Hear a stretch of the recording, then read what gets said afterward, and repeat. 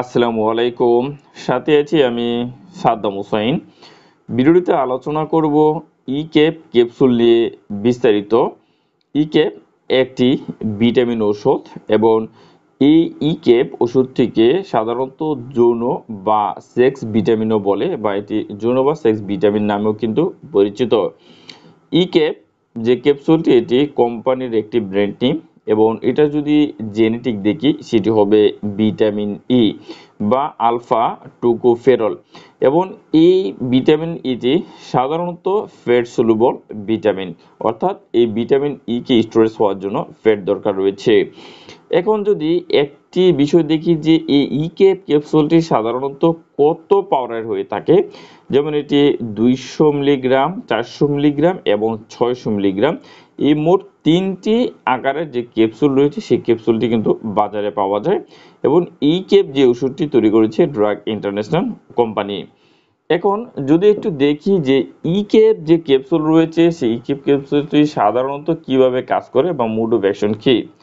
আমাদের যে রক্তের যে লোহিত রক্তকণিকা বা রেড ব্লাড সেল যেটাকে আরবিসি বলে, সেই আরবিসিটাকে ভাঙাটাকে প্রতিরোধ করে এবং সাথে কি করে পলি আনসাইড রয়েছে যে ফ্যাট রয়েছে, ফ্যাটের একটি রয়েছে যে ফ্রি রেডিক্যাল, এই ফ্রি রেডিক্যালটাকেও প্রতিরোধ করে এবং সাধারণত এই ফ্রি রেডিক্যালটা আমাদের যে কোষ প্রাচীর রয়েছে সেখানে পাওয়া যায়।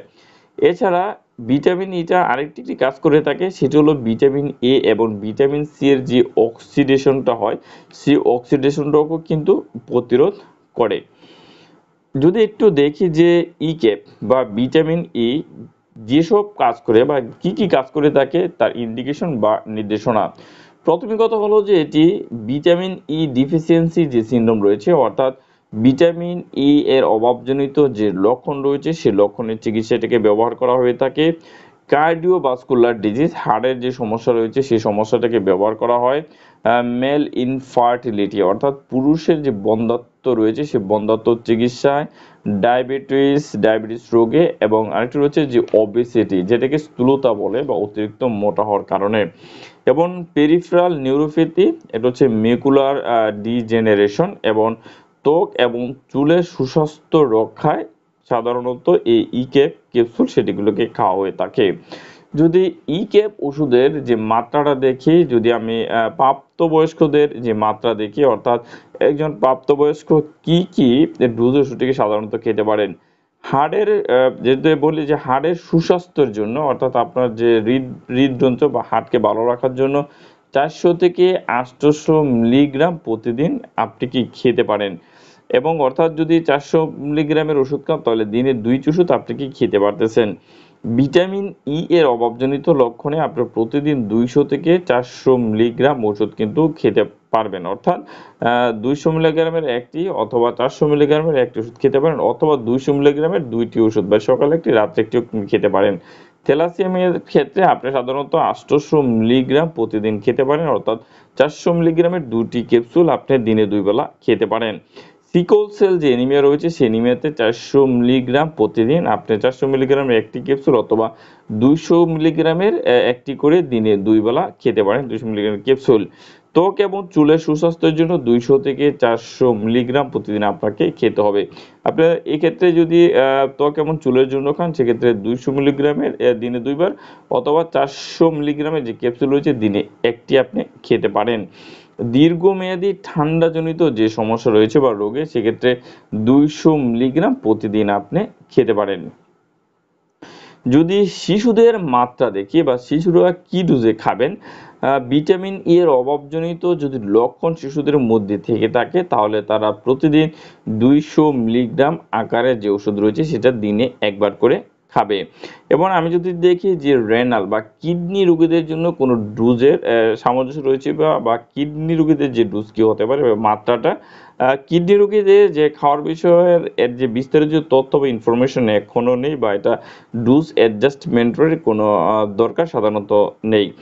যদি আমি একটু খাবারের নিয়ম বলি বা আপনি কিভাবে খাবেন ওষুধটি খাওয়ার আগে বা পরে, এটি হচ্ছে প্রথম হলো আপনাকে মুখে গিলে এটাকে খেতে হবে এবং ওষুধটি খাওয়ার সময় আপনাকে অবশ্যই 1 গ্লাস পানি আপনাকে খেতে হবে এবং সাধারণত এটি খাবার পরে খাওয়া উচিত। এবং এই ক্যাপসুলটি আপনাকে চুষে, ভেঙে অথবা গুঁড়া করে কিন্তু খাওয়া যাবে না। আপনাকে ওষুধটি সাধারণত গিলেই খেতে হবে। কন্ট্রাইন্ডিকেশন বা কারা এই ওষুধটিকে খেতে পারবেন না, যাদের ভিটামিন ই বা ই ক্যাপের উপর যদি হাইপার সেন্সিটিভ বা অ্যালার্জিক রিয়েকশন থেকে থাকে, সেসব রোগীরাও কিন্তু আপনার ভিটামিন ই বা ই ক্যাপটিকে খেতে পারবেন না। সাইড ইফেক্ট, অ্যাডভার্স ইফেক্ট বা পার্শ্ব প্রতিক্রিয়া কি হতে পারে?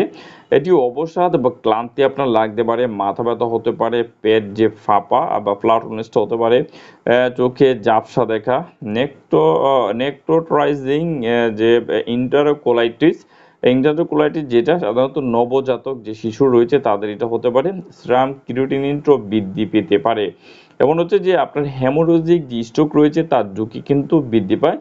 ভিটামিন ই এর অন্যান্য যে অ্যান্টিঅক্সিডেন্ট রয়েছে তার কার্যক্ষমতাটাকে কমিয়ে দিতে পারে। এই পার্শ্ব প্রতিক্রিয়াগুলো সাধারণত করে থাকে। প্রেগন্যান্সি এবং ল্যাকটেশন, গর্ভাবস্থা এবং স্তন্যদানকালে। এটি প্রেগন্যান্সি ক্যাটাগরি এর একটি ওষুধ। গর্ভাবস্থা এবং স্তন্যদানকালে এই ওষুধটিকে সাধারণত নিরাপদ ভাবা হয় এবং প্রথম ট্রাইমেস্টারে এই ওষুধটি কোনো প্রকার যে ক্ষতিকর প্রভাব রয়েছে কিনা তারও কোনো তথ্য নেই, বা পরবর্তী যে ট্রাইমেস্টার রয়েছে সেক্ষেত্রেও এটি কোনো ক্ষতি করে কিনা এরকম কোনো তথ্য কিন্তু এখনো পাওয়া যায়নি। সো এই ওষুধটিকে নিরাপদ হিসাবে আমরা যে গর্ভ অবস্থায় এটাকে ব্যবহার করতে পারি। এবং এই ওষুধটি যে বুকের দুধের সাথে সিক্রেশন হয় তারপরে কিন্তু এই ইকেপ ওষুধটি নিরাপদ, মানে বুকের দুধ খাওয়ানোর সময় আপনি ইকেপ ওষুধটিকে খেতে পারবেন। মিথস্ক্রিয়া বা ইন্টারেকশন অন্য ওষুধের সাথে কি ধরনের মিথস্ক্রিয়া বা ইন্টারেকশন করে থাকে? আপনার কোলেসিস্ট্রামিন এবং কোলেসিস্টিপল এবং যে অর্লিস্টেট রয়েছে, যেটা ওজন কমানোর ওষুধ অর্লিস্টেট, এগুলোর সাথে যদি আপনি ভিটামিন ই কে খান তাহলে ভিটামিন ই এর যে অ্যাবজর্বেশনটা সেটা কিন্তু কমে যাবে।